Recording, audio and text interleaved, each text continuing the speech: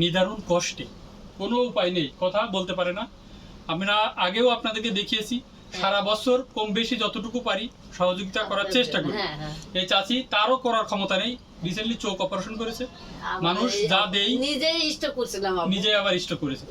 এই ঘর যে ঘরটা আছে সেই ঘরের ভাড়া হলো 1500 টাকা, দেওয়ার মতো কেউ নেই, কোনো সন্ততি নেই। এই মানুষগুলো নিদারুণ অনেক কষ্টে আছে। আমরা তো জাকাতের টাকা বিভিন্ন জায়গায় দিয়ে থাকি, বিভিন্ন মানুষের দিয়ে থাকি। তা আপনাদের আশেপাশে হয়তো এমন মানুষ আছে, এই মানুষটা যশোরে আছে, হলদের মিলের পাশে এই মানুষটা থাকে, এই গোলাম চাচা। চাচির নাম কি? রহিমা। তা আপনি বলেন, এই মানুষগুলো অনেক মানুষ শুনবে, আপনি সেই কোনো কথা থাকলে বলেন যে আপনার কি কষ্ট, কি যে অবস্থা। এই যে আমার এই যে এরকম দিন রাত পোয়ায় কোন রকম আমার দিন কাটে, ওই মানুষের কাছে যেটা চাই শুনতে আনি, এই খায়ে আমার স্বামী নিয়ে আমি এই ঘরের তলে মাথা দিয়ে রাখি। 1500 টাকা ঘর ভাড়া দিতে হয়, খুব কষ্ট। খুব কষ্ট।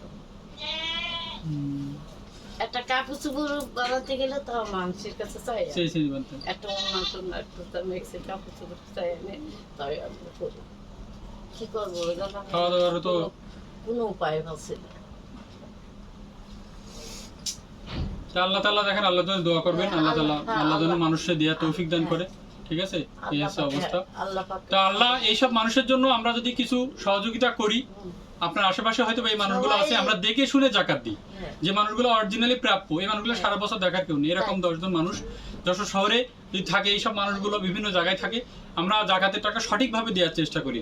যে মানুষগুলো প্রাপ্য, এই মানুষগুলো যদি খেয়ে পরে বাঁচতে পারে, থাকতে পারে, তাহলে আমরা মনে করি সেটা সঠিকভাবে ব্যবহার হয়েছে। সবাই ভালো থাকবেন, এইসব মানুষগুলোর জন্য দোয়া করবেন। আল্লাহ হাফেজ।